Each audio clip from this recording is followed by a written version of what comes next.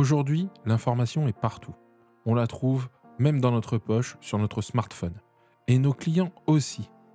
Alors, est-ce que cette disponibilité de l'information est une menace ou une opportunité? C'est ce qu'on voit dans l'épisode d'aujourd'hui. C'est parti.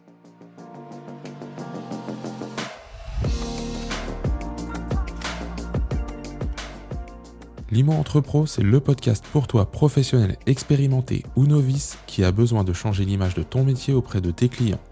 À chaque épisode, nous partageons ensemble un ou plusieurs sujets pour t'aider à avancer dans ton quotidien, pour qu'il te ressemble, qu'il soit aligné avec tes valeurs et surtout remettre l'humain au cœur de ce métier. Alors je te remercie de ton écoute et c'est parti.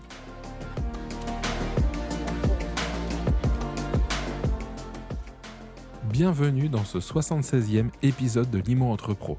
Ouais, pour une fois, je mets en avant le numéro de l'épisode parce que dans peu de temps, on arrive au 100. Mais on en revient tout de suite au sujet du jour et je suis très content de l'aborder avec toi parce que c'est une vraie question et j'ai une tendance vers une réponse, mais je voudrais savoir si toi, tu as la même tendance que moi et peut-être qu'il y a des choses que j'ai pas notées et que tu vas me partager un peu plus tard.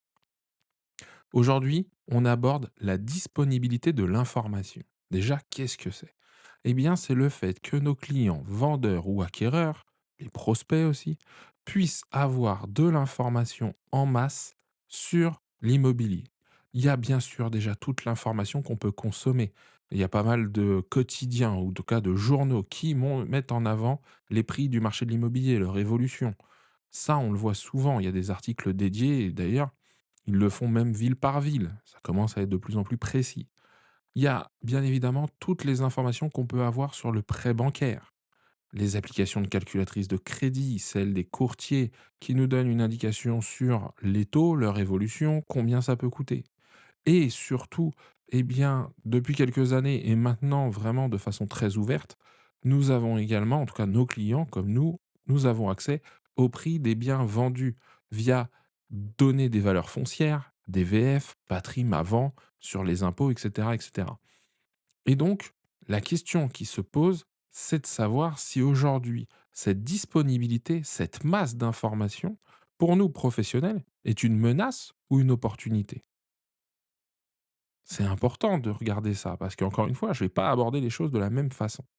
Alors, je vais commencer par le côté, c'est une menace. Et c'est vrai qu'on peut voir ça comme une menace. Aujourd'hui, le client, il peut se forger sa propre opinion. Mais je crois que l'humain, il a besoin d'avoir une opinion quand même, hein. C'est rare, hein, mais que quelqu'un soit sans opinion. Mais voilà, là, on parle de quelque chose quand même qui est très engageant, la vente ou l'achat d'un bien immobilier. Donc, se forger une opinion dessus, ça paraît plutôt pas mal. Je suis sûr que même si on allait observer et aller détailler, mettre une recherche sur YouTube, pardon, sur comment vendre un bien immobilier, on trouverait des vidéos. Donc, ça va lui donner quoi comme sentiment? Ça va lui donner le sentiment que c'est accessible, qu'il peut le faire par lui-même, tout seul.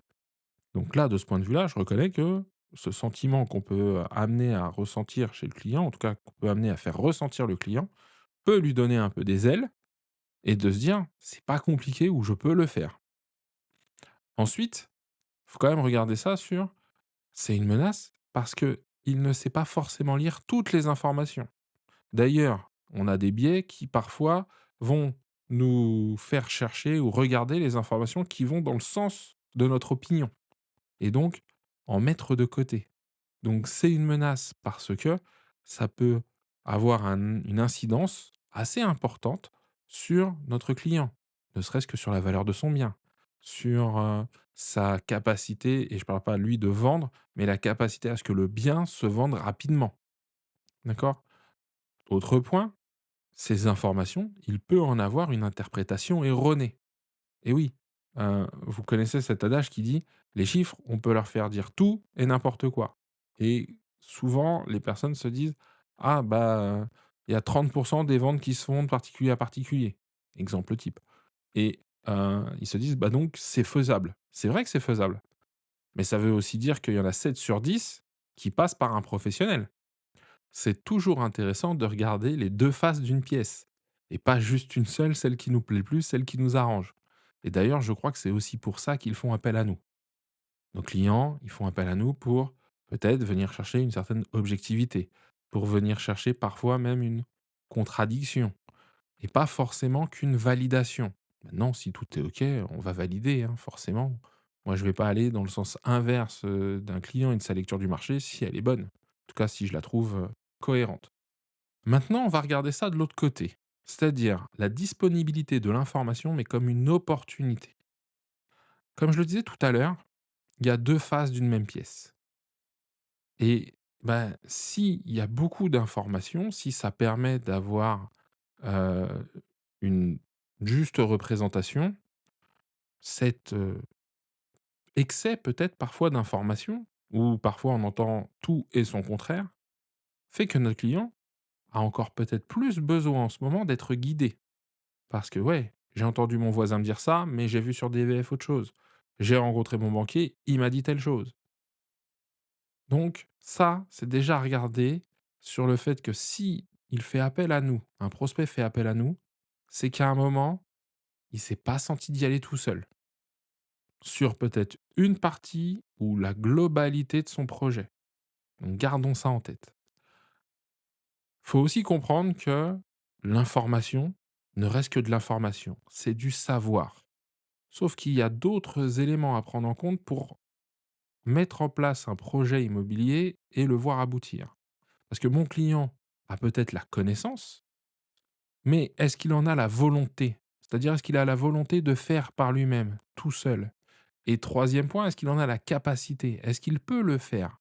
Est-ce qu'il a la capacité temporelle? Est-ce qu'il a du temps pour l'accorder? Est-ce qu'il a la capacité de tout faire, de le gérer par lui-même? De, pouvoir relancer? Est-ce que là-dessus, il est aussi en pleine connaissance? Pas sûr, hein. Peut-être que c'est des éléments, et moi, c'est même ce que j'invite à faire, sur lesquels il faut échanger avec le client parce que, bah, s'il y a que le savoir, mais qu'il ne veut pas le faire ou ne peut pas le faire, il y a de grandes chances qu'il fasse appel à un professionnel. Donc, c'est une opportunité à ce niveau-là, il faut juste aller la creuser. Autre point, cette information et cette disponibilité apportent de la transparence. Moi, quand j'ai démarré dans ce métier, alors c'était certes il y a longtemps, hein, OK, ceux qui parlent de dinosaures là tout de suite, je les vois venir, mais cette transparence, avant, elle existait beaucoup moins. Je m'explique. Quand moi, je retournais à l'agence suite à un rendez-vous d'estimation et que je devais faire le rendu de cette estimation, j'expliquais aux clients, quand je leur voyais, que j'avais été regarder sur la base de données des notaires, qu'on avait à l'époque sur CD, hein, les fameux CD-ROM, qu'on recevait à peu près tous les 3 mois, mise à jour, et cetera, où on avait les dernières ventes. Sauf que, comme c'était quelque chose qui certes arrivait des notaires, on le disait, mais il y a certains clients, ils voyaient un tableau.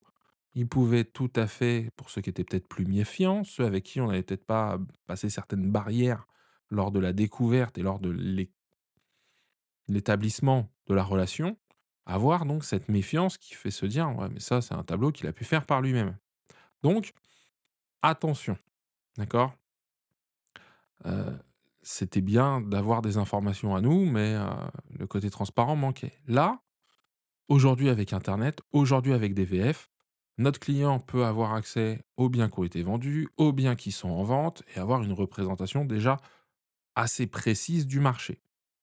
Donc cette transparence, on peut jouer aussi là-dessus et de pas en avoir peur, au contraire, de lui montrer qu'on a de la confiance là-dessus et qu'il nous fait appel à nous, pas que pour, par exemple, l'estimation, mais pour d'autres informations ou pour d'autres savoirs.